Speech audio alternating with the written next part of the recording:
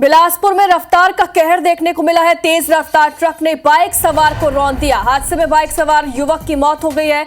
मंदिर चौक के पास की ये पूरी घटना बताई जा रही है। आरोपी ट्रक ड्राइवर और हेल्पर को गिरफ्तार कर लिया गया। सिविल लाइन थाना क्षेत्र का ये पूरा मामला बताया जा रहा है। फिलहाल पुलिस पूरी जांच पड़ताल में जुटी हुई है। बाइक सवार युवक की इस हादसे में मौत हो गई है।